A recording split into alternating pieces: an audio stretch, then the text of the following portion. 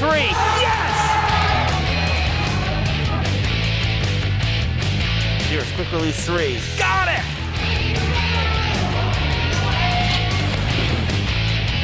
And it's good!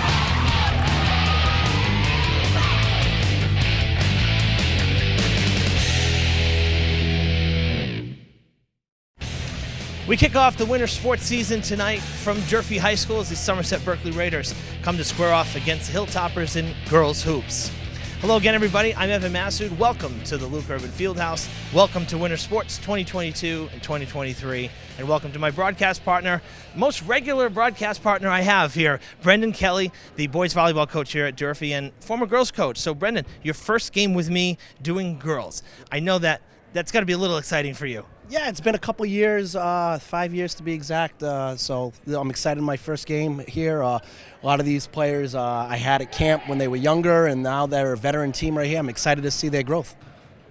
Well, growth is a big thing here at the high school level, and when I talked to head coach Jeff Caron, who's back for a second year at the helm of the Lady Hilltoppers team, you know, he said that the growth is very quick in high school. 4 years goes by in the blink of an eye. So when it comes to coaching, you know, you kind of have to go year to year. And I know for you, you said that was kind of similar for yourself.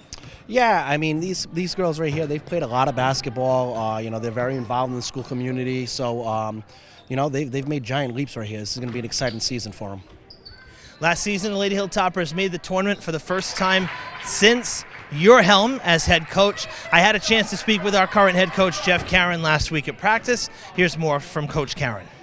There's takeaways, but in high school sports there's so much growth, both personally and physically, that you kind of have to put one season behind, because some of these kids really grow into themselves both mentally and physically and become different players. And then they assume different roles. Some kids last year took a back seat to other kids, and now we're looking for other people to sort of assume new responsibilities. So while there's some takeaways, I think every year is kind of a clean slate because of the age that they're at.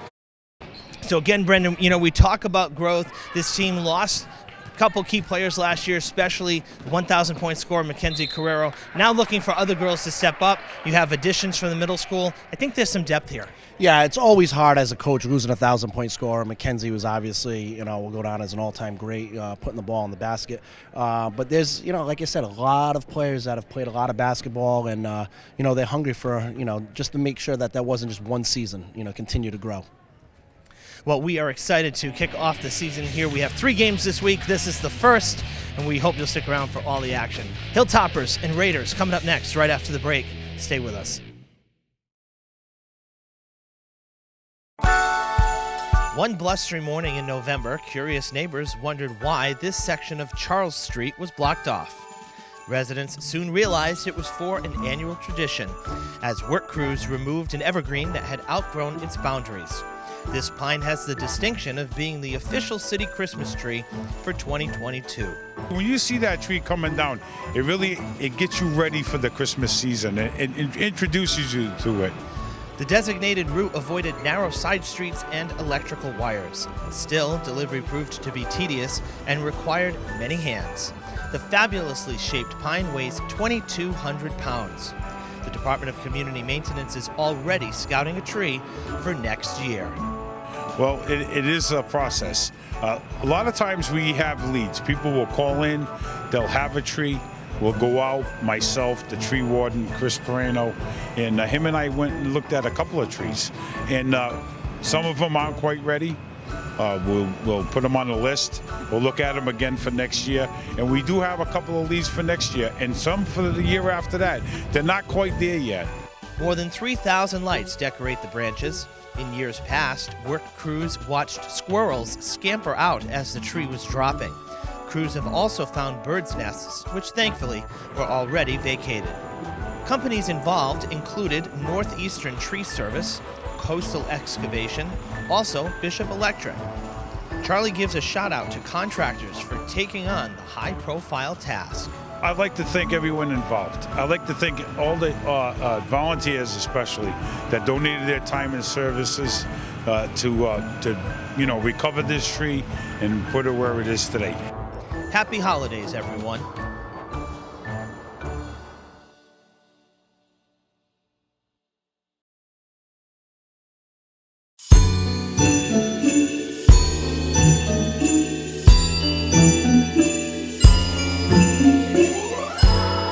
The Christmas season is really the season that sort of allows us to survive throughout the winter. You know, what we make during the Christmas holiday is what pays for the heat to stay on, the electricity to stay on while we're closed for winter months.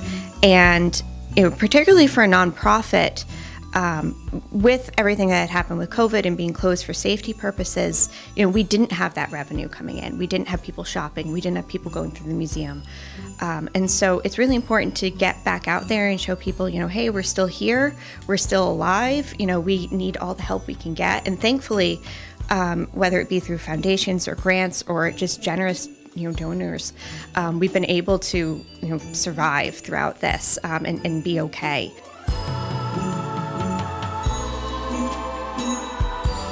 We've expanded our Fall River line, so we have wine glasses, beer glasses, wine stoppers, magnets, a whole array of tea towels for Christmas, as well as everyday tea towels. Things that you can have as a little souvenir, to send your loved one who doesn't live in Fall River anymore, or to take if you're traveling during the holidays and you stop by, a little souvenir just to take home.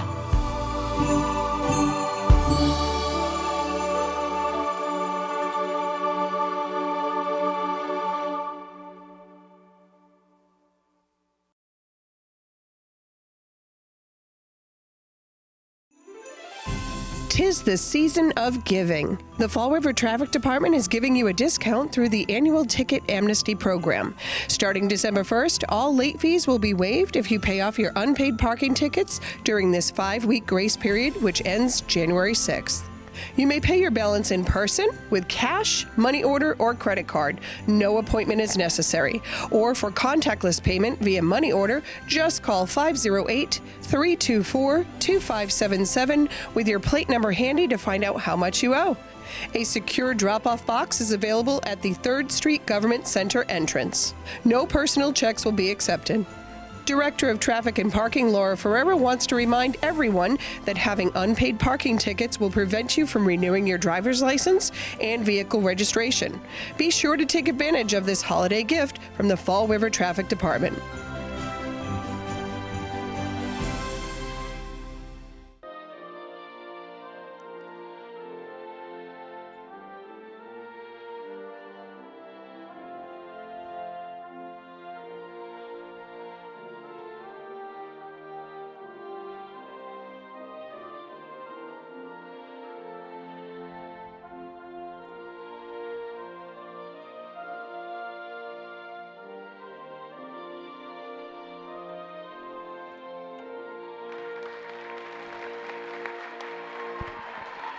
Welcome back, everybody, to the Luke Urban Fieldhouse. We are just about ready to kick off the winter sports season for 2022-2023. This is opening night for both teams, both Somerset and Durfee.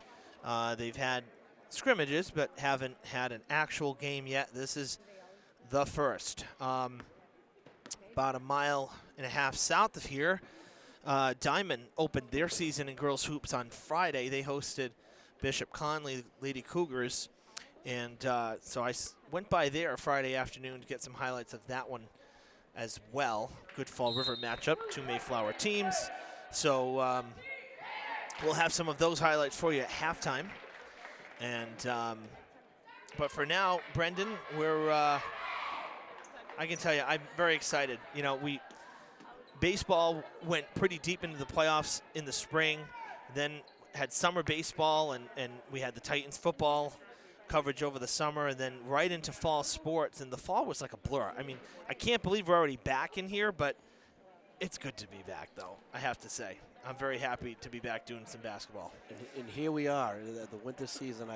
Blink of an eye, we're already back in here. It feels like last weekend we were up at Franklin finishing out the winter season, and now back in the field house, starting another one. That's right. We last time you and I did a game was the end of winter sports 2021-22, and it finished with the boys losing to the Panthers in Franklin in the Somerset-Berkley copied gym, the templated gymnasium. Felt like we were back at home, and that's where we ended it, and now you're here with me for opening night, so great to have you. I'm glad that you're available. Always thrilled to have you for broadcast. I know we were talking beforehand,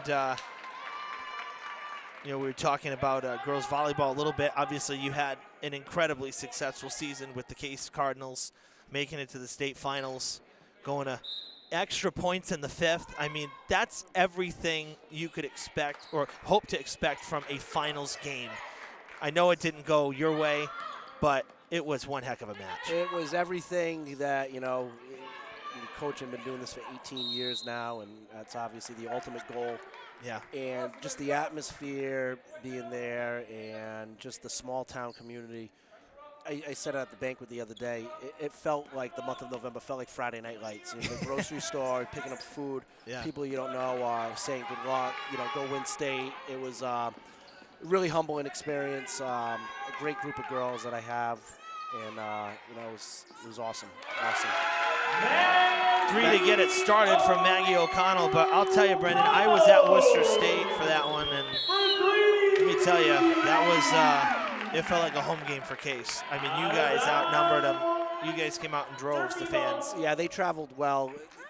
When I took the job over there, it was made very clear to me that volleyball's taken very serious, and then when you get into that part of the state tournament and that deep into the state tournament, you start seeing the community support. It was fantastic, and what a venue. As a Bridgewater guy, I'm very partial to Bridgewater State's Tinsley Center, but what an unbelievable facility Worcester State had. It was just top-notch, first class. Oh, yeah. I was very envious of the second level in that gym because I said, oh, that would be a broadcast booth for us. We wouldn't be in the bleachers. Not that I have a problem with the bleachers, but you know what I mean. You have to have, it's like at Somerset. Whenever we do a game up there across the way, having that upper level, a little bit of seclusion from the fans, being able to move, not worry about cables and stuff, that was a great gym, seeing that at Worcester. But, I mean, college venue, you expect it. Very high ceilings. At Yes. Case, we definitely have a home court advantage with the ball, hitting off the ceiling a lot for teams that, aren't used to it. And then we go into Worcester State, they've got, like, real ceilings. The ball can go pretty high in the air. But Sure. It was fantastic. I can't say enough about my players. They worked so hard for me. So it was really fun. Sure. No, it was. It was a great experience just to be there, too. I mean, really. So congrats on what was a fantastic season. Thank you very much. Much appreciated. Durfee looking crisp in their offense and got a couple good clean shots off there as Holly takes one to the rack and goes to the free throw line. That's the second foul. They just picked up one away from the ball. It was Gentile.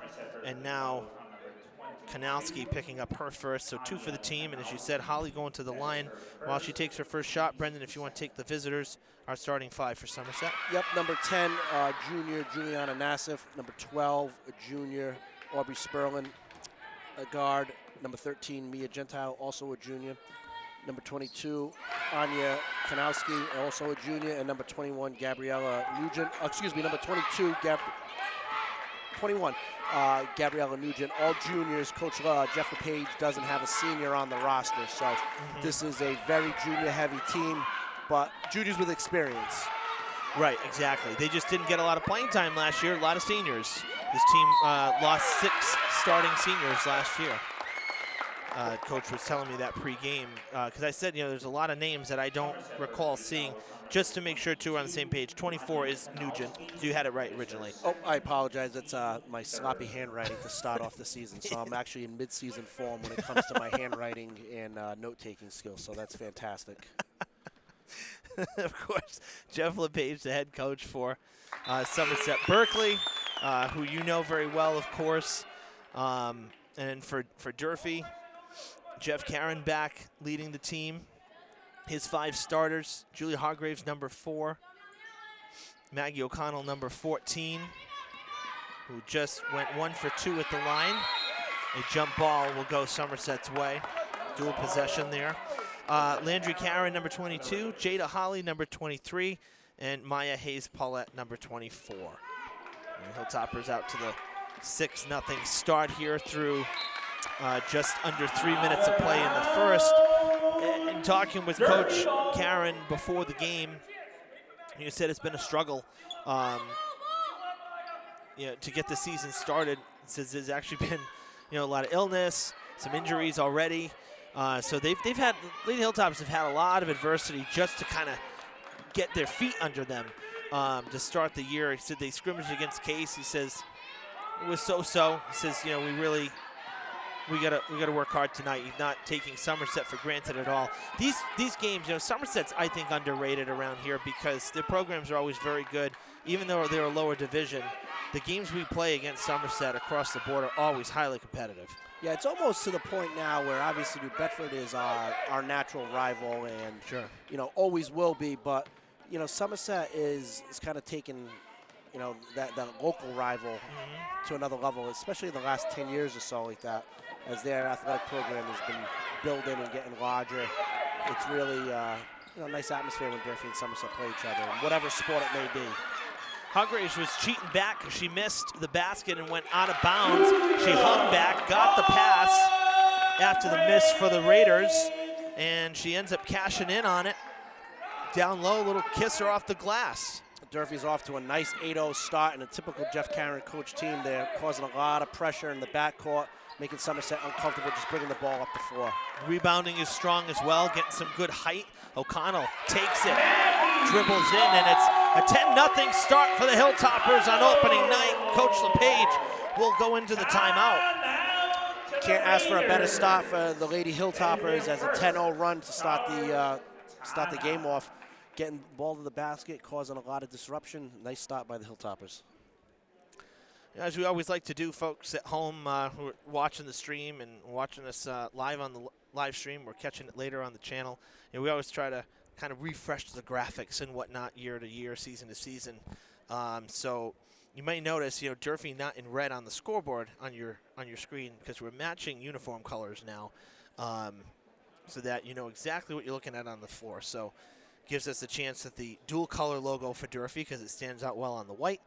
And Somerset-Berkley, of course, in their road blue uniform, so you see the blue on the scoreboard. So you're going to see that kind of throughout as well. Always kind of a work in progress. Try to keep it fresh, So Fred TV always with the great updated technology. Hey, we try. We try. One of the best things, when we started live streaming, we didn't have a plug-in for the score. So we were actually going back and having to put that in after the fact. It was almost like kind of reliving the game in a way. And through learning and experience and using the software here that we use to stream, did a little research and found a few free, love that, right? Free. Yeah. Free plugins. And so there's an interface that actually directly goes right to our templates, and I can actually score the game live. So watching everything that happens on the floor and the official scoreboard here in the gym, we're not tied to that, but we're inputting it manually and actually doing it in real time now, that's a life for basketball and for volleyball. That's a lifesaver because the score is constantly changing. That was O'Connell on the last basket, or was that Hargraves? Nope, Maya. Maya. Maya's Paulette. Yeah, so I was wrong twice. Sorry. Hargraves with a nice take. Yep. Durfee really forcing Somerset into a lot of disruption. They're having a tough time just getting into their offense. And Durfee's flying down the court. O'Connell using her track skills. Ooh, that was close to a travel. Hargraves almost lost her footing there. Misses. Her sister with the rebound. That's Maddie Hargraves, the freshman. Fantastic pass by Jada Holly to Maya Hayes Paulette. Worth noting, one of the additions that I was excited about is Maddie Hargraves, number 34, because I caught some of the middle school season last year. We were here for the championship. I was here to get highlights for that, and Maddie is tall. For a freshman, she's tall. And for 8th grade, she was towering over everybody last year. I said, she's tall. She's one of the tallest on this team for Durfee now as a freshman. That height is something Durfee doesn't always have, So I think that they're going to be able to really capitalize on that, or at least I hope that they can. Well, what's great about Maddie Hargraves is she's got a little bit of height on her right now as a freshman, but she's a guard and can really move. She's a player You know, everybody watching and listening knows the Hargraves name, know that there's a long tradition of good athletes. Sure. Her brother Colin was a great athlete, playing soccer at Stonehill right now. Obviously, her older sister Julia, a couple grades ahead of her, and it was just a matter of, she's been around the scene, camps, youth leagues, middle school sports, and now she had an opportunity to play and contribute to the varsity level in 2 sports right away. She's got a very bright future ahead of her at Durfee. Very much so reminds me of Jordan Garvin, even wearing number 34. Yes, sure. Her build, her length, the way she moves reminds me of Jordan. Who I ended up coaching for 4 years and had a great 4-year career at Rick and is coaching in the local scene right now. Reminds me of her and is wearing her number 2. That's a great take, and Brendan, that's a great take from Maya and a great take from you, Brendan, on that. That's a good comparison there. Somerset gets on the board thanks to the free throws from Bethany Moniz, who subbed into the game. She was fouled by Jada Holly, which was Durfee's first. Now Hayes Paulette picking up the second for Durfee. That one not on the shot, so an inbounding. You mentioned Colin Hargraves. He's in the house with his parents. He must be back now from break or wrapping up his fall semester at Stonehill because he's here watching the game. O'Connell with a great look ahead. And a nice swat away there from Nugent. Good arm span, able to disrupt that pass, and Somerset takes it back. A 16-2 lead. It goes out of bounds. Really good to see Durfee come out with a lot of confidence. You can tell in their body language right away. They're getting their hands on a lot defensively. They're moving the ball. They're getting easy shots, easy makeable shots right away. This group is veteran. A lot of them played sub-varsity as 8th graders, played varsity, kind of forced into situations when they were younger, and now this is a very junior-senior heavy team right now, and you can see the confidence that they're bringing to it as Landry Karen turns the corner. Couldn't get it to go, falls off the iron. Raiders will take it back. 90 seconds to go in what has been a quick first quarter. JV was pretty quick, kind of a low-scoring game. Started basically on time tonight. Being the first game of the season here, you're very impressed with the promptness of Durfee on start times for both games. So that's we're off to a great start with that. Yeah, I mean, well, it's tough because it is obviously, we have the clock, but it's constantly stopping here. So it's not like it's a running clock like soccer and field hockey, or soccer for the most part, and field hockey for the most part. So it's tough to gauge. I mean, we've had some games that have gone close to 2 hours as the Raiders knock down 2 more at the line, give them 4 points here in the first. Nothing from the field, however, as we come up on 60 seconds. That looked to be a foul, but no call. Definitely looked like a little bit of contact on the arm there. Yeah, early season referees are letting them play a little bit. Yeah. And for the game, Cameron Latenda, a junior point guard. Seeing some minutes closing out the first quarter. A lot of multi-sport athletes for Durfee. A lot of soccer players, a lot of runners. It's great to see multi-sport athletes. Maddie Hargraves for 3. Bounces off the rim. Good rebound from Hayes Paulette. This time she'll draw the foul. It'll be the 4th for the Raiders in this first quarter. It's the first for Callie Cosme. Great job by Hayes Paulette to be around the ball, just give herself extra opportunities, get a chance to go to the free throw line. She was a nice addition to the program last year, had a great year. She's got 2 more years. There's a lot of high expectations for her. She plays a lot of basketball in the offseason, really takes it serious, is constantly working out. She's going to be a great player. So her first trip to the line here. Durfee's had 3 trips if you include this one. And that will go off. Hilltoppers are 4 for 6 at the line here in the early going. 7 points for Maya. Durfee again in their press right now, really making it tough for Somerset to get organized in the backcourt.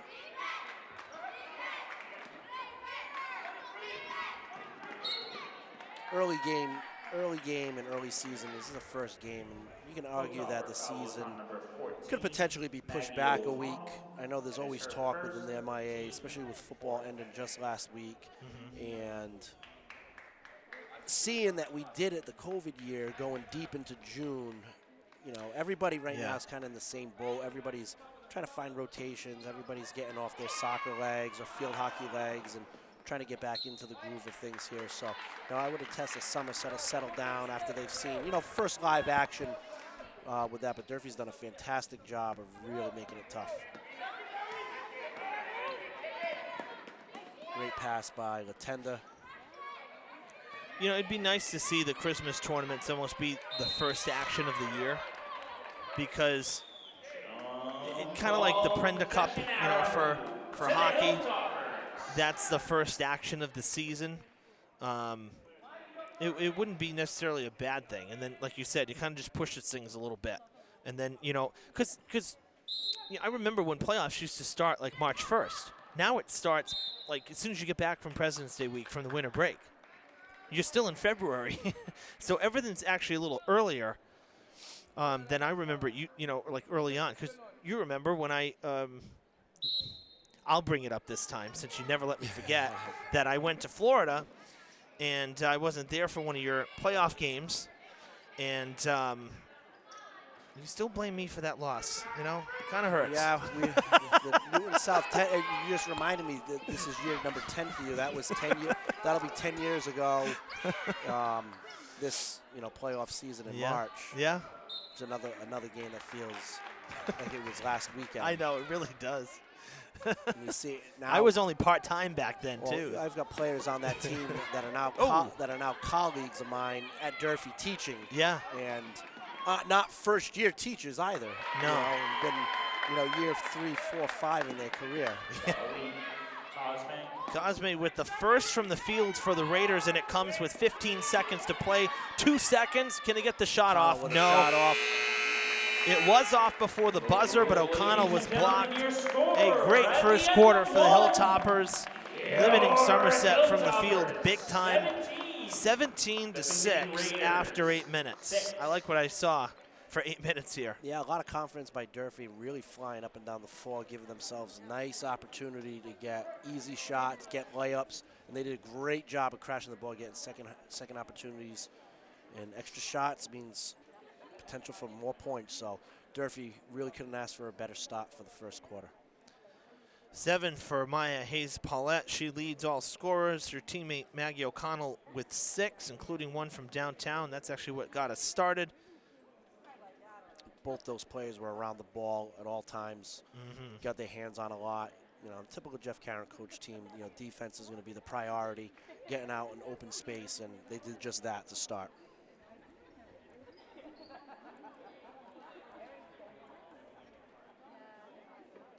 With modern technology now, do we have a update on the start to the boys game, or we?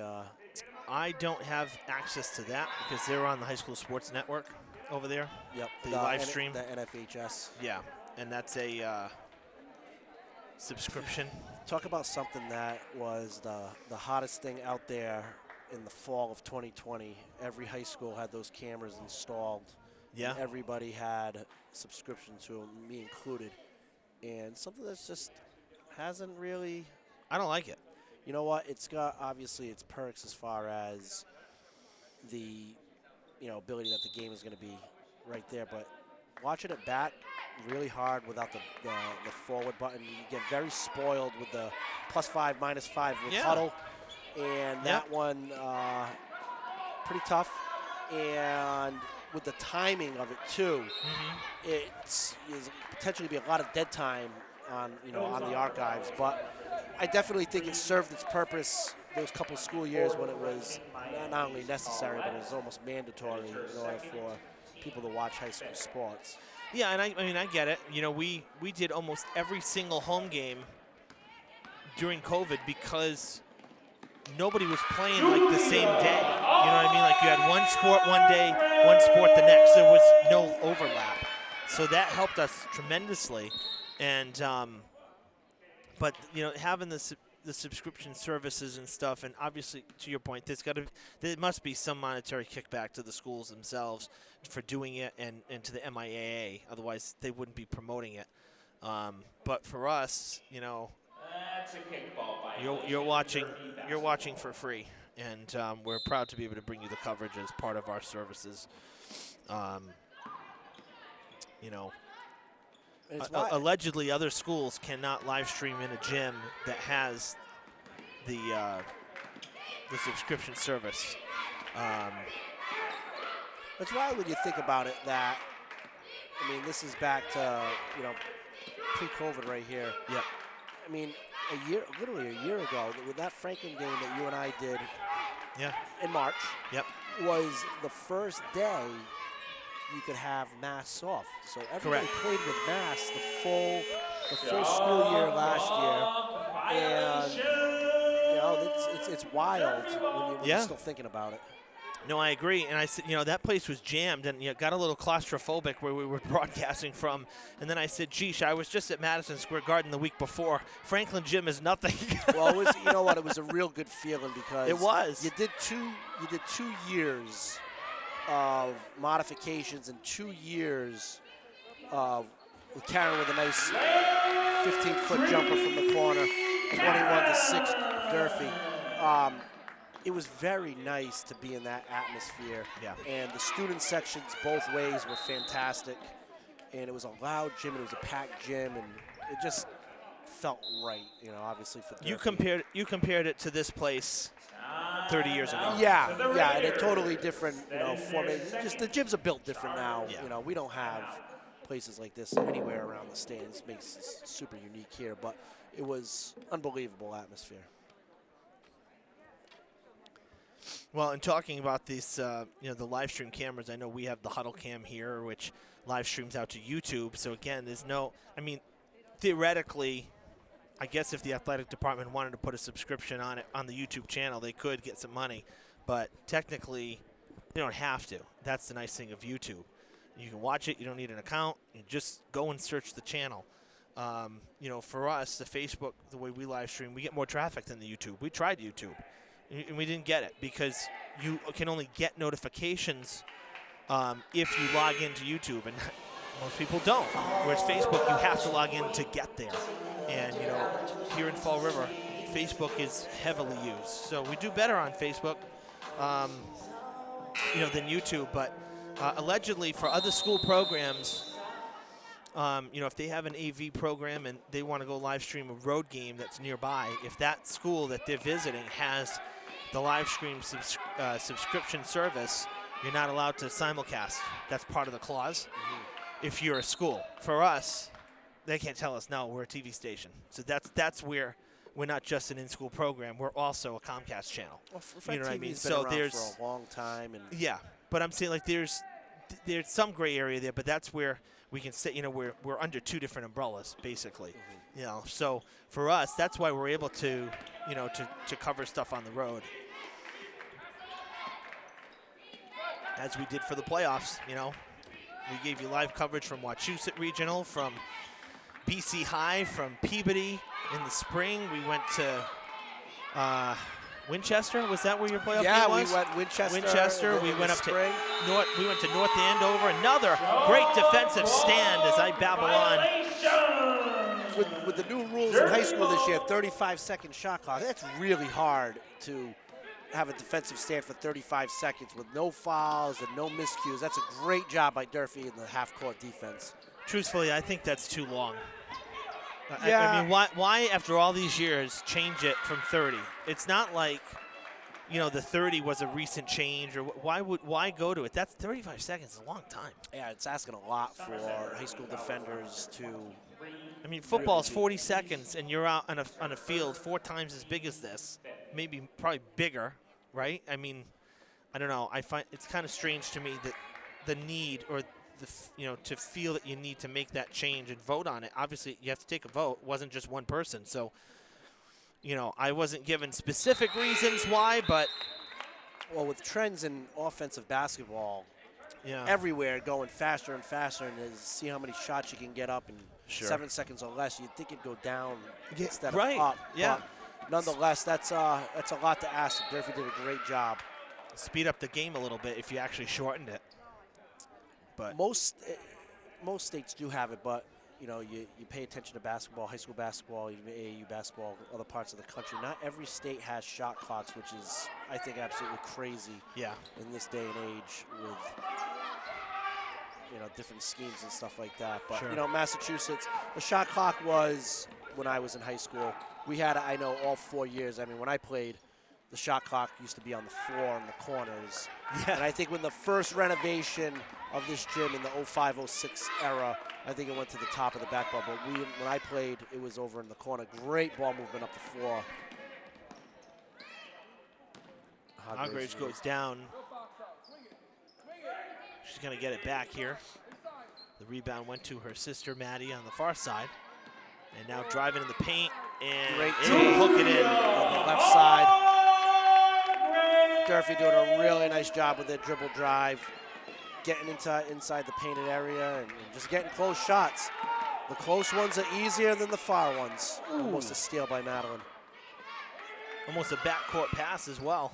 Somerset having a real hard time shooting in this gym. You forget when other teams come into this gym. This is not the easiest gym to shoot in, and Somerset's obviously having a tough time right now. Well, the screens were down for JV because we had wrestling still practicing. You had track using the sprint linear, the 1,000-meter dash on this side. Is it 1,000 indoors? Yeah, it is 1,000, right? Yeah, I should know this. My sister only ran track for like 8 years, but so.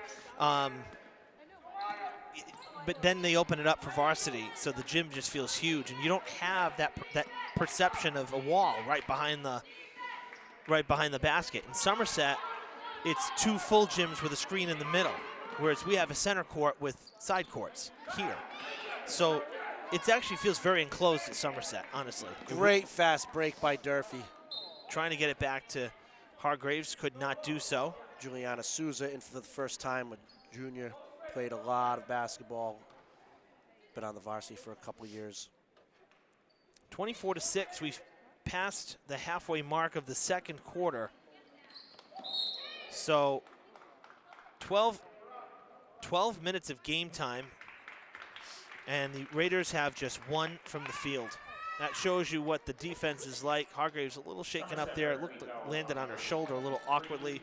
She's going to go to the line. 6th foul for Somerset. The 2nd for Mona's coming in off the bench. Both are this quarter. Both teams with 6 fouls. Hargraves has done a great job getting in the painted area. 3-year starter at point guard. She really tells she's taking a jump with just her ability to get into the painted area and give herself scoring opportunities. First opportunity for Hargraves at the line tonight, missing the first. Nugent will come out.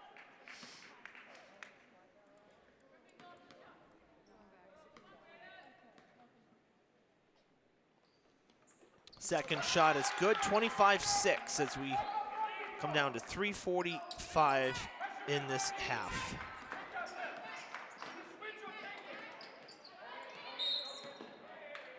What's great about Durfee's defense is they're all interchangeable, so they can all guard quicker players as they're quick themselves, and just really, really, really making it tough for them to just get the ball over half court.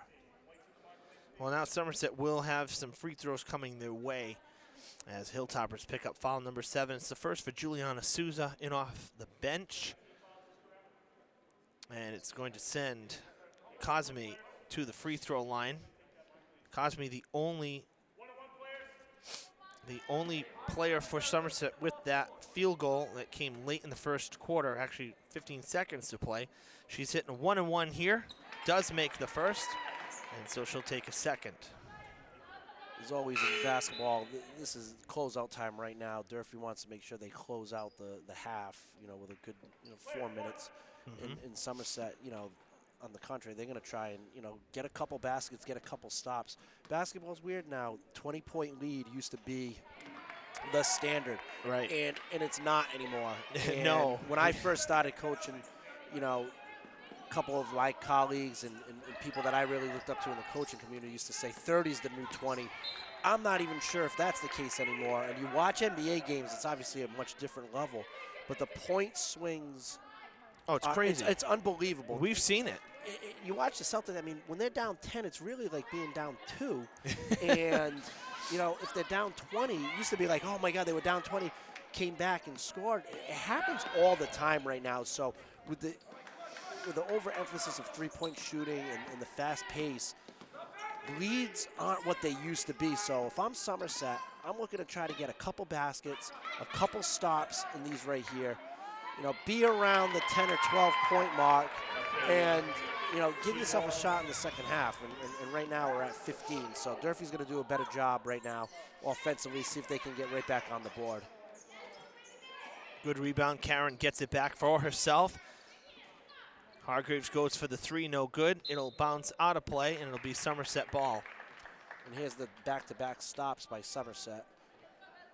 Now their next thing they got to do is just try to get into their half-court set a little more organized, which right now Durfee is going to trap that they're trying to bait them into.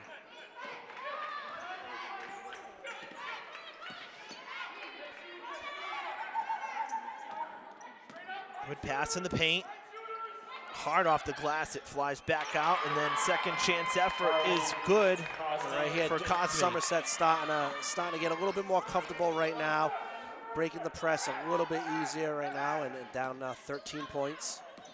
Yep, this is a big possession here for Durfee and Hilltoppers. Loose ball foul. Somerset will go to the free throw line.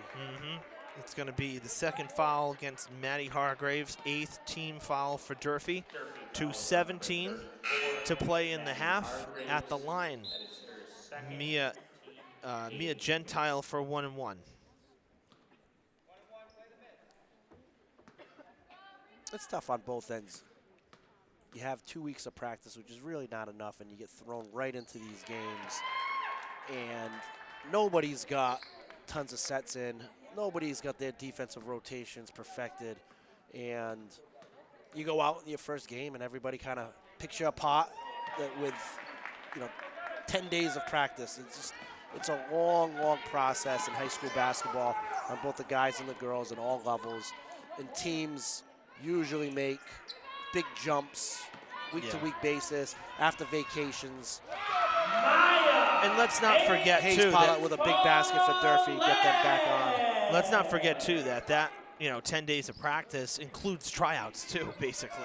It's not just, here's the team, all right, let's go to work. They're still working on that roster during those 10 days of practices. You know what? When I was coaching, I remember a few years, and you look back at it now, and you're like, what are you doing? I'm trying to put stuff in the first day because we're playing on this day. We used to play that first Friday, which the boys did last week, and I'm trying to implement defenses and offenses. And you look back at it now, it's crazy. They're coming off of Thanksgiving, Yeah, right. and field hockey and volleyball, and it's a process. And it's tough to get these first 8 minutes of a season, and you struggle, which you're probably supposed to, and the world's falling apart. Everything's evening out on both sides right now. Teams are starting to settle in right now, and here we are, 12-point game. Somerset has had 5 free throws in the second quarter, they had one. They had a pair in the first. They haven't missed. 8 for 8 in the game. Small sampling, but that's what's kept them in this. Because you take those free throws away, and they'd only have 8 points. They have an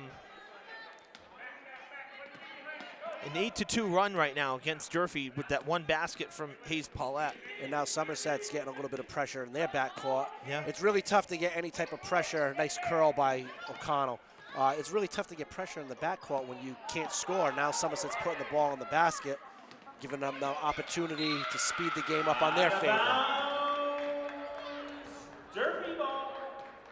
Durfee's goal right now is 1 minute, 19 seconds, trying to get in halftime. Still up double digits, really feeling good about themselves. Only 1 3 in the game. It came to start the scoring from Maggie O'Connell. Everything else been from the field or at the line. Hargraves cannot cut back in. Now she'll come outside looking for some space. Gives it off to Karen. Hall almost with a three-second call. Hargraves still looking for her first career points. 59.9 seconds, just under 1 minute to play here in the half. Somerset will have possession with a chance to cut the lead to single digits. It's a substantial lead for most of this first half for Durfee. It's gotten smaller, just 11 points now. That going out of bounds right in front of the Durfee bench.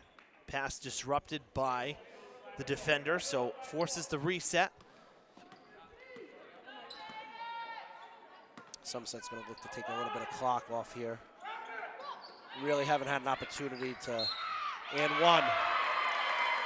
Carly Cosmo with the and one. Excuse me, Cosme. Durfee fouls on number 14. O'Connell's second foul, team at the limit, 10 fouls for the team. Opportunity to take an 18-point lead right down to 8. Talk about closing out a quarter. Somerset's done a great job of closing out a quarter. That's the first miss at the free throw line for Somerset. You are right, Brennan. Somerset came alive here, really, thanks to some of the free throws and the fouls from Durfee. That's been a big part of it, and then the pressure defensively. Usually in these first games right here, everything tends to even itself out after a time. It just took a little while for Somerset to kind of find their footing. A lot of these girls playing extended minutes for the first time, so it took a little while going right now. And now it looks like we're going to have a good game in the second half. It's Somerset with a steal again. Wow. 18 seconds on the clock. Somerset can bring this down to 5. Raiders getting very scrappy with the hands and able to really cause a lot of disruption. Basically what Durfee was doing through the whole first quarter. Shot taken, no good. Great 3 seconds. Hargraves with a great look. They're going to get a shot off, and they do. Will that count? It does count. Oh, my goodness. Bang, bang. I'm not sure. Very big basket for Durfee to be up double figures at the halftime, and I'm sure their parents are going to enjoy that. A Hargraves to Hargraves basket at the buzzer. Your Hilltoppers. I'll tell you, I thought that it was still rolling, but there's no replay here in high school, so we'll give it to her. We'll take it. We will take it. So at the half, 29-18 the score. Hilltoppers with a big basket there from Hargraves to get the lead back to double digits at the break. It's only a 10-minute halftime here at the gym. We have some highlights to show you from down the street at Diamond. So let's take a look at those now. This was opening night on Friday from the James T. Ashley Gymnasium. Bengals up 14-2 in the second quarter. Avery Rounds, 12 points on the night, got the steal, took it back here to the basket. This is 2 of her 12, 16-2 the score. A little later in the second, the Cougars trying to get something going offensively. Grace Machado gets it out to Kate Mooney, drops back, drains it from outside, 18-5 the score.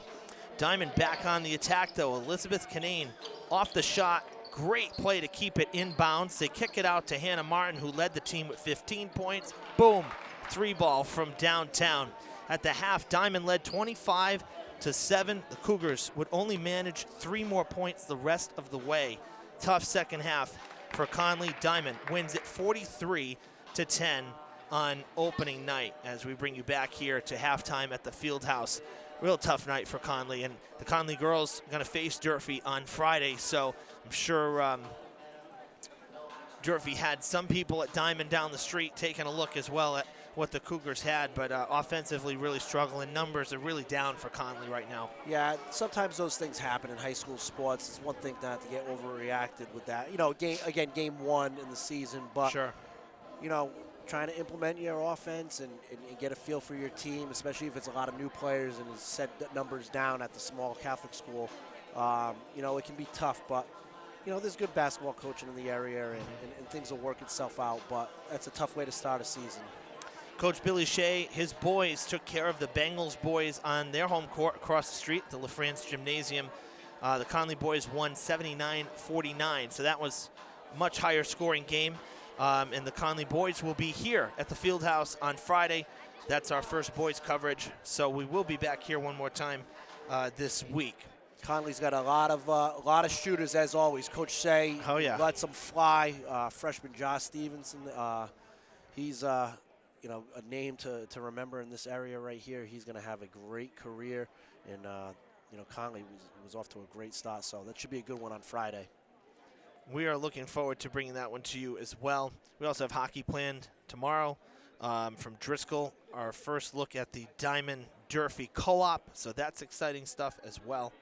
We got 7 minutes left in the halftime break. We're going to step aside. We hope that you enjoyed some of the holiday features that we were supposed to show on the Christmas parade, the children's holiday parade, that got canceled due to the weather.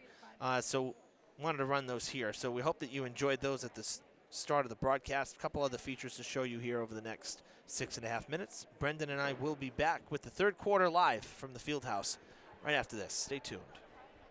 Hello, my name is Laura Ferreira, the Director of Traffic and Parking.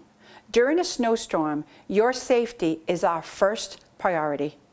At times, a parking ban may be necessary to ensure access for emergency vehicles and to allow plows to clear streets. A general rule is park on the side of the street opposite the fire hydrant.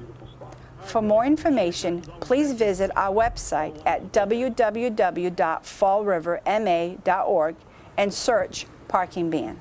In addition, you may call the Mayor's office at 508-324-2600 or the Office of Traffic and Parking at 508-324-2123. New England weather can be unpredictable.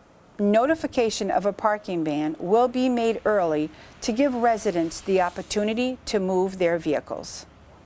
Thank you for your assistance and cooperation.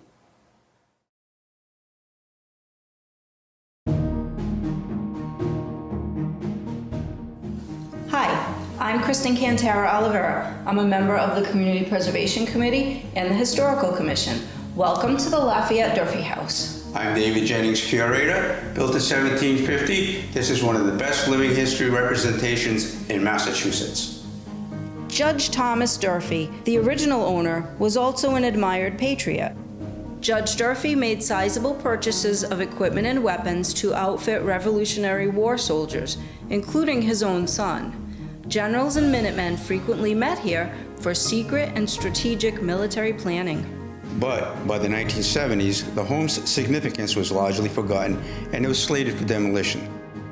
Preservationists rallied, first to fund the restoration and secondly to resurrect interest in the heroic Durfee family. The original frame and foundation are intact. Craftsmen worked tediously to repair or replace decorative elements. Visitors are encouraged to handle artifacts and work alongside artists. The Lafayette Durfee House is included in the National Register of Historic Buildings and exceeds standards of the Secretary of the Interior. However, time continuously ravages the one-of-a-kind structure. Grants from the Community Preservation Committee, as well as monetary contributions, spearhead the efforts of tireless volunteers. CPA funds have supported thousands of significant projects in Massachusetts. Thank you for your continued interest in community beautification and betterment.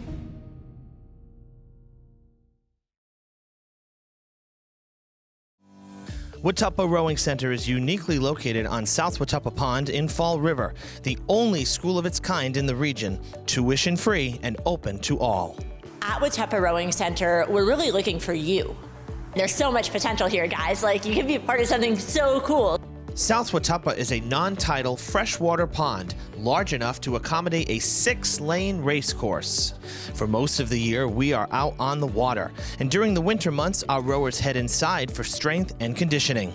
I thought it would be a good idea just to try it, and I came here and now I'm stuck, I guess. I love it. We would like to have athletes or kids that want to learn to row, no matter the background, because that is how you get the diversification. This is a sport that can fit anybody who wants to do it. Our schedule is flexible. When you are ready, we are here. We want to make you the best you can be. We're kind of up and coming. What we want is to make sure that rowing is accessible to anybody and everybody who wants to try it. From your first practice to your first regatta, our experienced coaches will be there to support and encourage you. WRC Fight! I've been looking for a new hobby, so I tried it out the summer program and I really liked it. At first it's going to seem real hard, but the more that you do it, the easier it gets. Student rowers learn hard work, dedication, and integrity, vital skills that directly transfer to real life off the water. Crew is the ultimate team sport. Ready and go! 5! Yes! when we get in that boat, we know we all have to watch out for each other, make sure we're all doing our jobs, because each part of the boat has their own job. And if you're not doing your job, then someone else is going to suffer. Rowing can be another course to higher education. You might even be eligible for scholarships. Our goal for us as coaches, right, is to like build that foundation right now, get those kids, get high school kids, get middle school kids that might like to do it, and hopefully they love the sports as much as we do, that they want to take it to the next level. At Watuppa Rowing Center, there is so much to see, so much to learn, and so much to love, and it's right here where you live. For more information, visit our website at watupparowingcenter.org.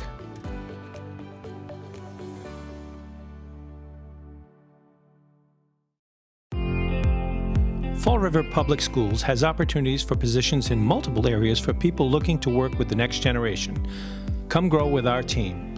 We have openings for teachers, paraprofessionals, and teaching assistants, and other educational support positions available. We are also looking to fill operations support positions such as custodial, security, and food service.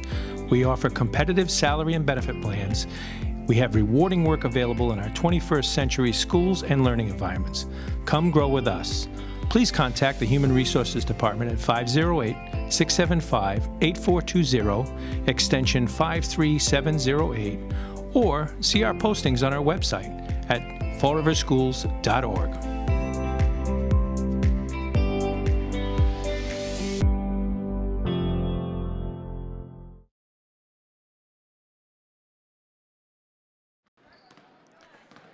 Welcome back, everybody, to the Luke Urban Fieldhouse. Evan Massoud and Brendan Kelly with you as we open the winter sports season with girls hoops, a rivalry game between the Somerset Raiders and the Durfee Hilltoppers, Somerset-Berkley, excuse me. It's funny you say that. As a town resident, I still call it Somerset High School, even though it hasn't been Somerset High School in over 10 years. Yeah, I know. So, we'll got to make it right, though, right? Got to make it right. It is Somerset-Berkley, so a little slip there. Just got word from Athletic Director Brad Buston. He's over, I believe, in Somerset. The Durfee boys are down in the third, 55-42 on opening. Well, excuse me, not opening night. They beat. Was it East Boston they played? East Boston on last Thursday. So it's opening night for Somerset-Berkley. That's game right. number 2 for Durfee. So the Hilltoppers 1-0 going into that one. But as we said at the top of the broadcast, we restarted here. Reggie Karen with a nice short corner jumper to start off the second half. Good way to start it. They finished with the buzzer, 2 from Hargraves, and then a jumper to start it. So a quick 4-point swing for Durfee, and the lead back to 13. But we said at the top of the broadcast about how the Somerset-Durfee matchups just are really highly competitive games. We just really don't see blowouts anymore. Every game is really tight, and Somerset plays Durfee tough, and Durfee plays Somerset tough. So we've seen some heartbreaking losses, really, against them. And this, again, non-conference play here, but rivalry and stiff competition. Hargraves with another nice take with a floater in the lane. To go back to your thought, Somerset gets up to play Durfee. It's no longer one of those things where three-pointer Sperling comes back and answer. It's no longer one of those things, and it hasn't been for a long, long time. No. You know, we get very pumped up because obviously very close proximity, Somerset out and running. Great ball fake. Oh, it doesn't go for Cosme. Able to kick it out, though. Extra opportunity. Third opportunity. O'Connell with it. Hargraves, by the way, up to, not to interrupt your point, 11 points for Hargraves leading the team. But you were saying, you know, Somerset, yes, they do. They get up, and I think it's that kind of chip on their shoulder, small town school, going up against, you know, big Durfee with all the history, especially for basketball. Great look by Holly. Holly down the court to O'Connell. And a quick timeout for Coach LePage and the Somerset-Berkley Raiders. This is it was an 11-point lead to start the half, and now a 16-point lead for Durfee in just a minute and 55 seconds. A really quick start for the Hilltoppers, outscoring Somerset 8-3. Talk about starts of quarters, closing of quarters. Can't come out of halftime any better than Durfee has, getting layups, fast break points, and just using their speed to their advantage. So great job by Durfee coming out of the halftime. Yes, absolutely. And you know, and again, we take it back to the buzzer beater as well for Hargraves that ended the first half. So really, it's a 10-3 run for Durfee if you go back to that one. So the Hilltoppers, you know, on a bit of a run here at a good spot because Somerset started to find their legs, as you said, you know, at the end of the second quarter there. So for Durfee to come back and expand the lead here, that's a good thing. It is 59-44 Raiders at the end of the third. It's a great job by Durfee. Sometimes when you jump out to an early lead that quick, it's really hard to, where do you go from there, with an understanding that, you know, the team on the other side is working just as hard and practicing the same things you're practicing, that it's not going to be like that all night. And when you start to see some of the things that you were doing easy not happen and not panicking, that's a great job. That's a sign of maturity with this mature and older Durfee team right here. Maybe years in the past, Somerset starts making a little bit of run, Durfee folds. Here they kind of just resettled themselves, gathered, made a few adjustments, and got back to what they were doing well. So that's a big-time sign of maturity from Durfee. 100%. There's the coach in you right there, not just the analyst. That's Coach Kelly at work, folks. Nice little high-low action from Somerset-Berkley. Anaya with a bucket down low.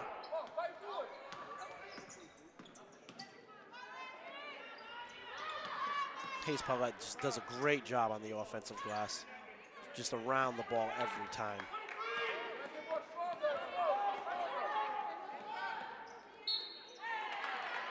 So that last basket for Somerset was Kanowski? Correct.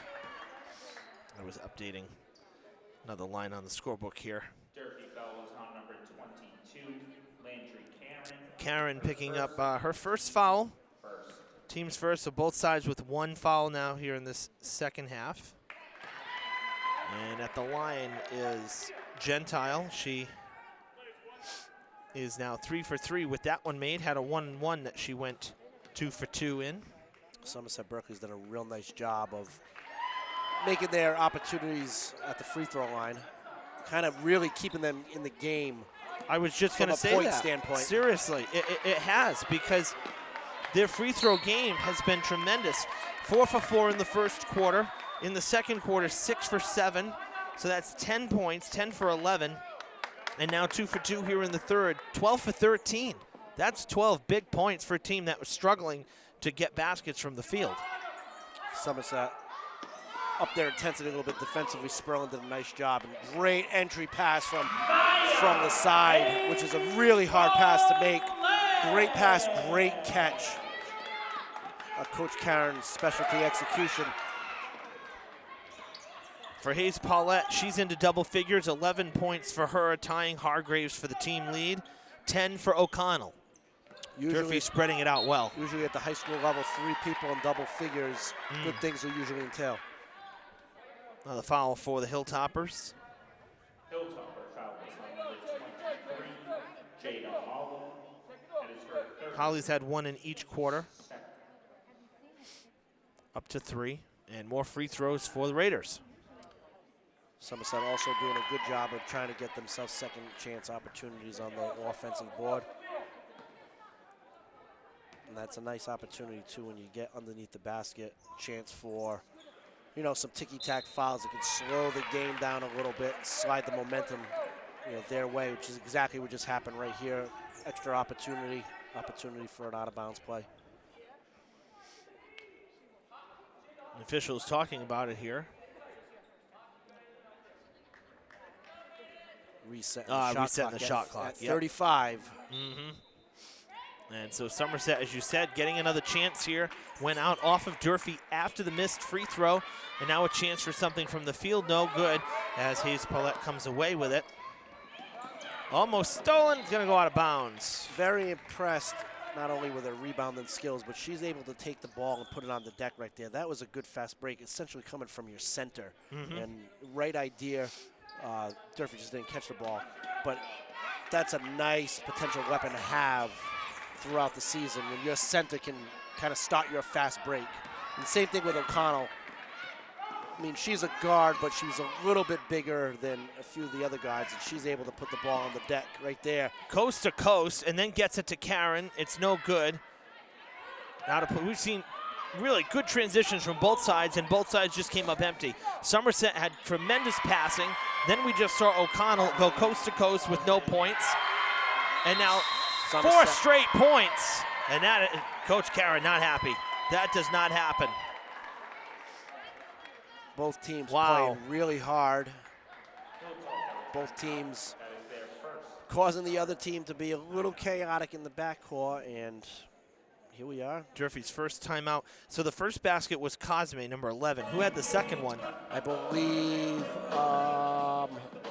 Gentile. I'll be honest, I didn't see. I believe it was Gentile. It was Gentile? I was updating the live stream. Look up, and all of a sudden the ball's going back to the basket again. It's funny you say that. Obviously not being professionally trained in this, and this is just my love of watching sports and listening to the radio and podcasts and stuff like that. Whenever I take my eyes off the play is when I lose my train of thought. So people that are able to do stats as things are going, it's unbelievable. In the volleyball world, coaches that do their own stats while coaching, I don't know how they do it. I have to have an assistant or a manager doing it. I can't. And while doing this, whenever I take my eyes off the play, I'll lose my train of thought. So it's funny. I'm sure that stuff, as somebody who's not professionally trained, that's what they would teach you in a real broadcasting school and all that stuff. Sure. But I always joke. I try to get the names, know what I have in my head. Yep. And try not to stray too much. Well, here we are, top of the bleachers here. So scorebook. We got the laptop going. We're back to field of play here, or to the court. But a lot going on this little table up here. Let me tell you. It's a great angle, though. We used to be across the way. For years, we were across the way near the locker room doors. Hargraves gets knocked down on the back end of it. In some games, that's a foul. Not tonight, but it's a long 2 for Hargraves, and it gets 2 back for Durfee. There's a fantastic job by Durfee coming out of a timeout, executing and making a shot out of a timeout. That's how you weather some of these storms, where Somerset-Berkley's doing a really good job of trying to get themselves back in the game, and Durfee settling themselves down, executing out of a timeout, and converting. That's a great job by Hargraves. If she plays like this throughout the season, she's going to have herself a heck of a junior season. Really calm, really running the show. Looks like a really, really good high school point guard right now. And that was a good foul drawn by Landry Karen as well. She was in a tough spot, double coverage. Now a kind of an odd man rush there for a moment. Now Maddie Hargraves gets it back for Durfee. The Hilltoppers defense got down the court pretty quickly on the miss from Somerset. 3 minutes to go in this third quarter. Lead back to 11. O'Connell to Hargraves. Durfee trying to get themselves organized on the half-court set. Hayes Paulette almost lost it, passing down low. She picks it up, baseline, kicks it out to O'Connell. Hargraves is calling for it. O'Connell takes the shot, hits the rim, no good, and coming away with it is Cosme. Not a bad offensive possession for Durfee. They got the couple looks that they wanted. Took a little bit of time off the clock, slowed the pace down a tad.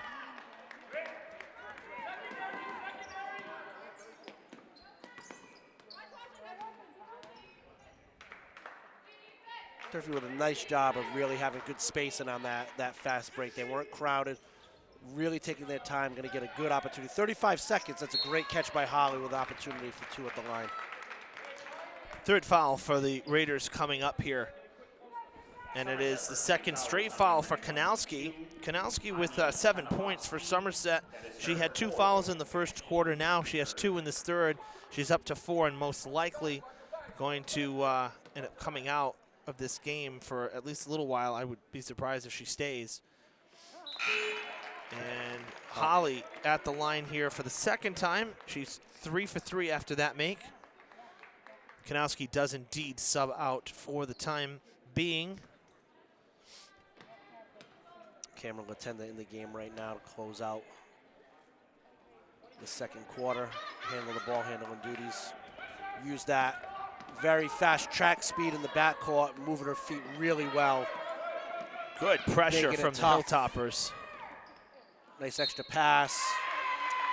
Durfee's going to do a little bit of a better job of playing below the dotted circle. A lot of ticky-tack fouls, and Somerset's going to the line. That's 4 on Hayes Paulette. So, and she's been a playmaker, and looks like she's going to get subbed out now for LaPointe, who's getting ready to check in at the table. So that's going to be a loss for Durfee for a little while here. I would imagine at least for the final 2 minutes of this third, she's probably going to stay out. Yeah, that's a big fourth foul for Maya. She does a lot for Durfee, and that's just an aggressive nature of the way she plays. And Durfee's going to have to do a really good job rebounding, taking care of the ball, and having somebody that's going to be able to put the ball in the basket consistently with Maya on the bench. Looks good. It's good. Nugent and another for loose 3. ball. Nugent with her first basket of the game. And that comes after Durfee coughed up the ball. And the lead now 8. This is the smallest the advantage has been for Durfee since really the start of the game. This is where Durfee's really going to have to do a good job. Great job turning the corner for Madeline Hargraves, and that's her first of many baskets at Durfee. That's a great basket. She'll remember that one. First 2 points of her high school career. Had plenty of points on this court at the middle school program, but not wearing the Hilltopper jersey. That's her first basket. It comes at a big time right there. Durfee with a nice big steal. Alex LaPointe coming in, playing some big minutes right now. Her first minutes right now, she's going to be asked to really do a good job taking the ball out of bounds and kind of helping protect this lead here. No, now switching it up here. Latender's going to take it out. Hargraves back in this. So 3 ball handlers right now. Durfee going a little small. Yeah, O'Connell. I O'Connell. like what they're doing right now. 3 ball handlers to. O'Connell on the bench. Foul called. It looks like it's going to be against Somerset. It is their 4th. It's a great job by Coach Karen just giving O'Connell. She plays so hard, and she's obviously one of their main players. This gives her kind of that extended. What they do in the NBA gives that extended break with the close of the quarter. You can see her right there. She's a cross-country runner, but she plays hard. Ooh, Hargraves gets tripped up into the painted area. Maggie will go, Maddie, excuse me, my gosh, tongue-tied here. Cosme picking up her 2nd straight foul. She's sitting now with 4. It's the 5th for Somerset, so she's going to come out as well. It's another big possession for Durfee right here. Alex LaPointe. High off the glass, doesn't go. Taken away by Nugent. Now loose ball. Holly trying to get it back, cannot. They end up passing it away. Spin move by Seymour, gets across half court. And 35 seconds remain in this third. It's thrown away. And Durfee will have it with the shot clock off. That's a great job by Cameron Latenda in the backcourt. That throwaway is directly because of her ball pressure up the floor. That was fantastic. Hargraves slows up in the paint. Going to LaPointe, back out to Julia. Nice now pass. Underneath to Holly. Designed play right there. And Jada Holly with her first from the field. The lead is 12 with 12 seconds to play in the third. Big defensive stop right here for Durfee. End the quarter on a positive. Oh, that looked like slightly slow just on the rotation. Yep, just a little bit of contact there, very little. I actually thought that LaPointe got some of the ball too. It kind of looked that way from this angle, but we're a little bit off the angle here. So more free throws for the Raiders. 3.7 seconds on the clock. Misfire there from Moniz. Durfee's going to do a good job of boxing out. 3 seconds is a short time to go the long. We just secure the rebound and get ready for the 4th. Both shots miss. Just like that. No turnovers. Whoa. Out of bounds. I'll tell you, that's kind of a rarity. Somerset-Berkley has missed their last 3 free throws, and they really were very strong from the free throw line throughout this game, but missing a couple here down the stretch of the third. Let's see here. 16 points for 16 points for Somerset-Berkley in the third, their highest output of any quarter. For Durfee, 16 points as well. Yeah, well played quarter by both teams. You know, it got a little hectic 17, start, excuse me. But both teams, you know, very organized. The stuff that they've worked on, they're executing. They're hustling, they're working hard. It's a well-played first game of the year, both teams. Durfee's done a great job of spreading the offense out a little bit. 3 people in double figures, and if I'm not mistaken, Holly at 7. Holly, let's see. Holly 2, 3, and 2 is 5. No, 7. 2, 3, and 2 is 7. My bad. No, I'm That's sorry. That's that phys ed math right there. Stop. Not just a phys ed teacher. My mother was a math teacher, No. so she'd be very proud. 2, 1, and 2. I misspoke. 2, 1, and 2. She's got 3 at the line. That's what I meant to say. Now, of course, that's 2, 1, and 2. Oh, yeah. 2, okay. 1, 2. 5 points. All right. Well, nonetheless, a big basket down the minute. Absolutely. And a foul started off here in the fourth. Final 8 minutes of this one. Durfee struggling a little bit in that circle area right there. Every time Somerset-Berkley's getting the ball under there, they're getting some ticky-tacks. Durfee's going to be a little bit stronger below that. This will be a drag-out fourth quarter with a lot of free throws. Mona's back at the line again. Tough to see some of these jersey numbers for Somerset because a lot of the girls have longer hair and it's not kind of tied up. It's just hanging as a ponytail. And it's tough to see. One for 2 trip that 23. time. Mona's has 4 points in the game. She's 4 for 8 at the line. That's her only points. She's only gotten them at the line. Has not really had any field goals. Hasn't taken many shots from the field either. But nothing from the field. Just free throw points. Durfee in a 2-3 zone at the half court right now. Trying to force Somerset-Berkley and move the ball around a little bit. Cosme off the bench in this one with 10 points for Somerset. She is on the bench right now with 4 fouls. Nassif from the corner, no good. Somerset doing a great job with the extra opportunity. Mona's really working hard on below. Holly got that steal. She hit it. She batted that ball down from behind, and it went into the hands of Landry Karen.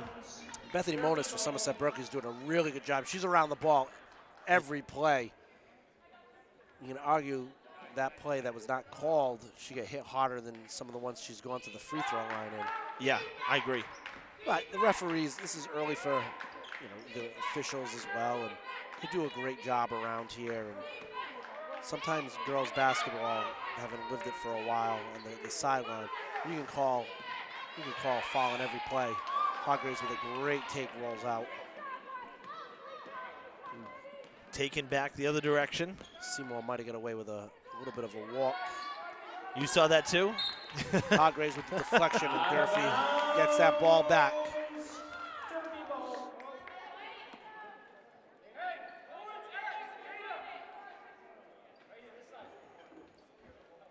Didn't wait for the whistle. Somerset-Berkley in full man-to-man right now. O'Connell trying to work quickly, but the whistle did not sound. Hargraves to Holly. Trying to go to Karen. It is batted out of bounds. It'll still be Durfee ball. 3 subs coming in for Coach LePage and the Raiders. Cosme coming back in with 4 fouls. Sperling back in, no fouls. And Kanowski back in with 4 fouls. So, and for Durfee, Holly and Hayes Paulette both with 4 fouls. Holly's still out there. Hayes Paulette on the bench right now.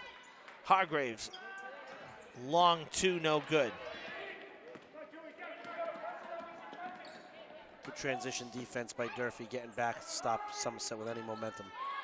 Cosme in the paint, nice put back, or just off the paint, I should say. Lead is 9. Quickly coming back in and making an impact. She is your team high for Somerset, now at 12 points. Holly with the long ball never hits the rim, is recovered by Nugent on the far side, and the Raiders will take it back across half court. That's for 3, looks good, and it's just a little long. It was on the money. Cosme with the rebound, no good. Comes back, Karen dribbling it off the fingertips, and a timeout called by Coach Karen once Landry had it in her hands. Good call right there to stop play and maintain possession. Yeah, right now it's going to be definitely about managing possessions, keeping the ball in good opportunities to score. Coach Karen did a good job of kind of settling everything right now. Durfee's done a great job coming out of these timeouts, executing and getting buckets right now, so curious to see how they come out here. 46-37 the score. Hilltoppers have led the whole way, never trailed, never tied.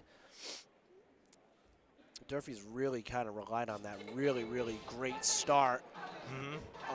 Somerset-Berkley has done a better job offensively. Kind of got some of those loose balls go to the free throw line. It's kind of been even after, that first kind of initial shot to start the game. Sure.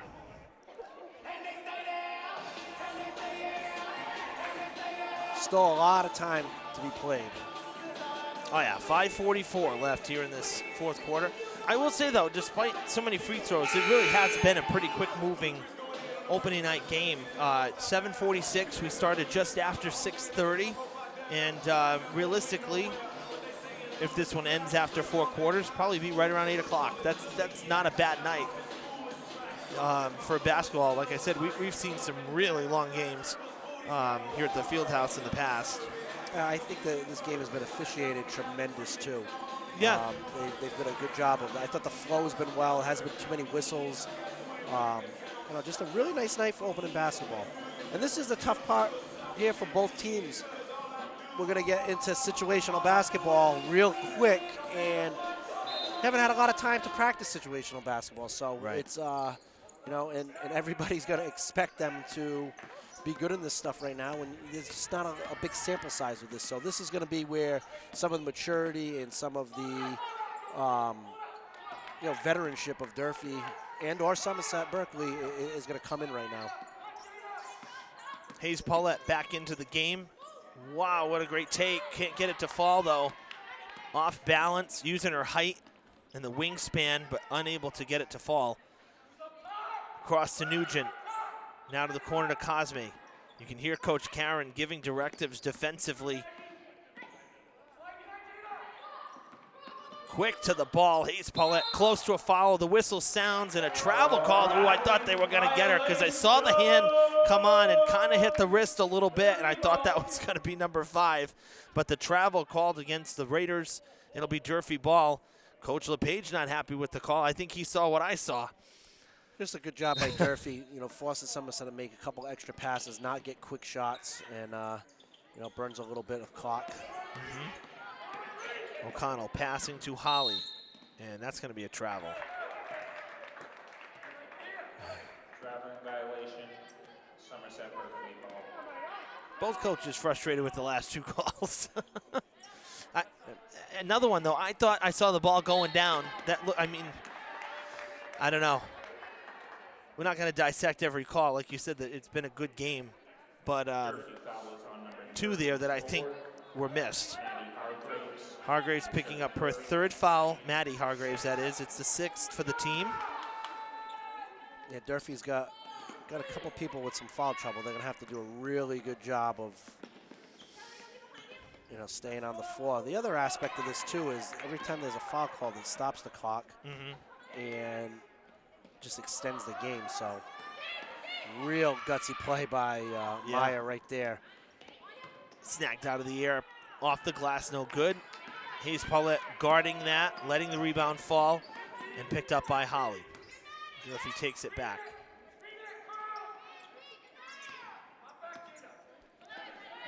Julia Hargraves with just a great job of settling everything down and getting a great opportunity by Maggie O'Connell. That's a great job by Durfee of slowing things down, continuing to go forward, and just getting a really, really good shot when they needed it. That is Durfee's first basket of this fourth quarter. And we're halfway through it. Yeah, so that's a big shot right there. And those things, again, they happen in high school basketball. There's droughts. There's droughts in all levels of basketball. It's just staying the course and really doing a good job. Hargraves really, really right now looks like a tremendous high school point guard. And when you have one of those that can settle everything down, somebody you can trust, you can do a lot of cool things. Maddie Hargraves lost it, diving for it, and I think she's going to get called on a foul here. Another reference I'll make, I made the Jordan Garvin reference. Right. Right now, Julia Hargraves looks a lot like a Rachel Camara. Yeah. That I had an opportunity to coach, just having everything settled down, everybody in their spots, doesn't look flustered by any stretch. Has done a great job of taking care of the ball. Again, when you can have a point guard that you can trust like that, you can do a lot of things. 1-and-1 here for the Raiders. No good. Up the ladder. O'Connell getting to that one first, and Hargraves taking it back here for Durfee. This is where this 35-second shot clock can really come into play on the offensive end, moving that ball around, getting good looks. And Holly, a good free throw shooter, get an opportunity for two. First foul of this fourth quarter for Somerset. It's their 6th overall. Kanowski has fouled out. That's her 5th.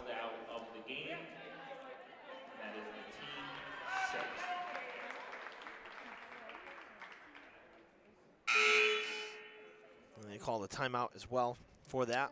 Now they're doing what I used to do. Take every second you can until the referee gets aggravated and makes you come back out on the floor. There you go. That's what I used to do all the time. I'd make everybody come over. Not an official timeout. Not a charge. Not a charge timeout. Referees usually like it. Take liberties, right?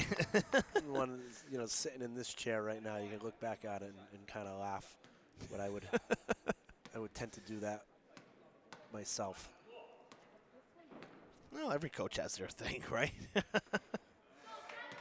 Holly misses on the first shot. Was 3 for 4 prior to that miss. Coach LePage arguing that it should have been a 1-and-1. However, nobody left of the block anyway. Oh, but she was taking the basket. I believe it was going up as well, but nonetheless, nobody left the block. Yeah, I know what you're saying. The area anyway, so I'm not even sure the Somerset-Berkley players thought that it was. That again, Durfee can really, just being disciplined, can really do a good job utilizing these 35-second shot clocks both ends of the floor. Julia Hargraves is going one player to the next. First Cosme, then over to Sperling. Great defensive stand. Hayes Paulette comes away with it. Hargraves gets the pass, juggles it a little bit, has to pull up, can't go fast break to the basket, but you want to kill time here, as you said, Brendan, and that's what they're doing. Going to work the perimeter here and find an open shot. Maddie Hargraves calling for it. O'Connell goes to Julia. 20 seconds on the shot clock. Now, Holly in stride to the basket. That's a huge take. Just a great job by Durfee executing, and that all comes down to being under control, listening to the calls from the bench, and being able to execute them too. That's a fantastic job by Durfee. And it started with the defensive stand. I'm very, very, very impressed with Durfee's poise and just kind of their positive body language. They're not getting shook. They're doing a great job of just executing and fantastic.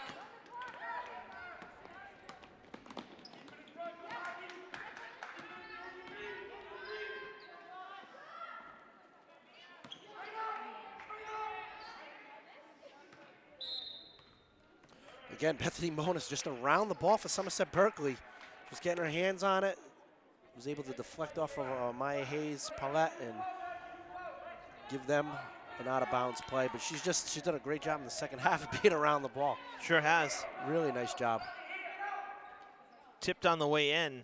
The three is no good, and Maddie Hargraves with the rebound. 90 seconds to play on opening night. Trying to get an update from Somerset-Berkley from the boys game from athletic director Brad Buston. Durfee Before we're out really here. doing a nice job, not taking the first one, really milking that clock right now. Get it under a minute.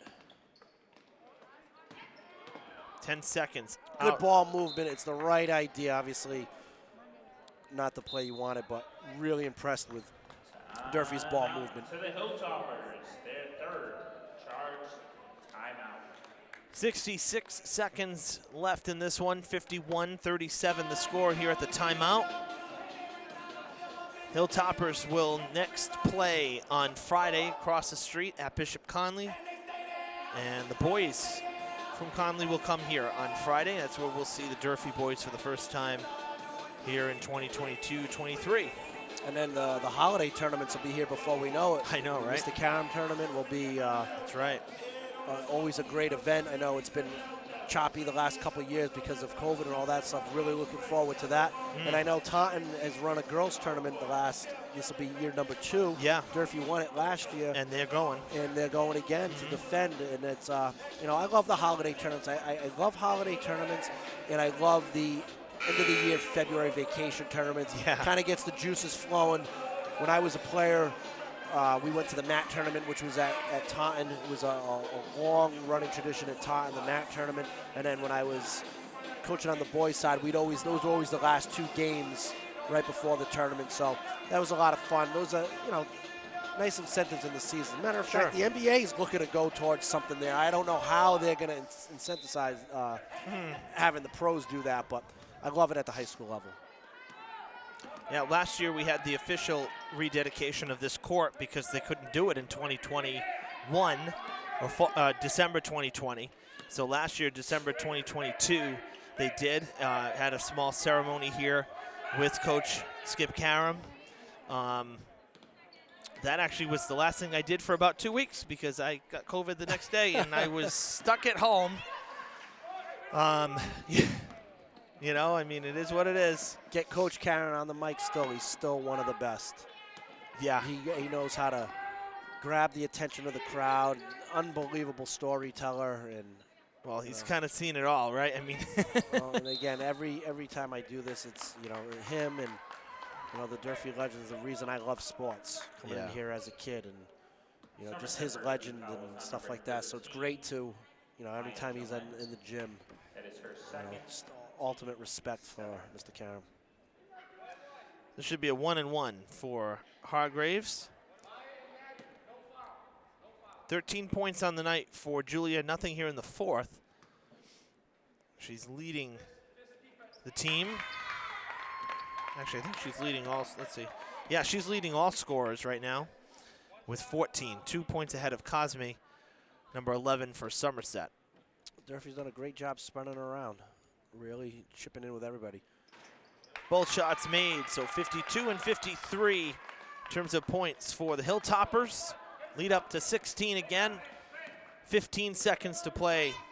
And Somerset will most likely take this final shot. It's no good.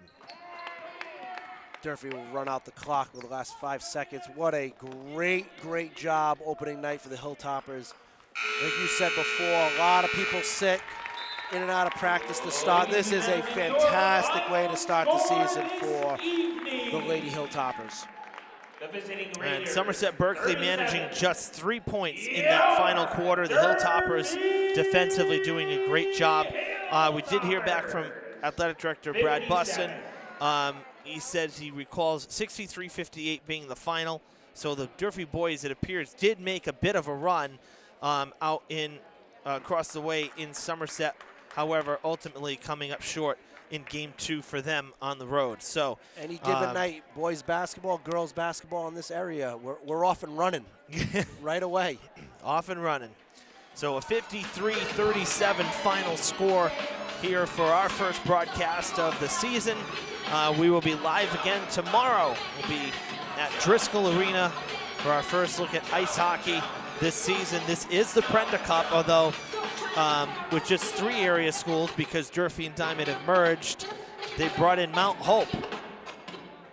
Kind of an odd choice, I guess. I don't know. I'm not sure where the tie-in is here, but nonetheless. Bristol in the house. Yeah, I guess so, yeah. So we got an outside team coming in for what they're still calling the Prenda Cup. And but tomorrow's matchup, the matchup that we want to see, is the Diamond Durfee Co-op versus Apponequet. So that should be a really good game. Yeah, the kids are excited about it in school. Yeah.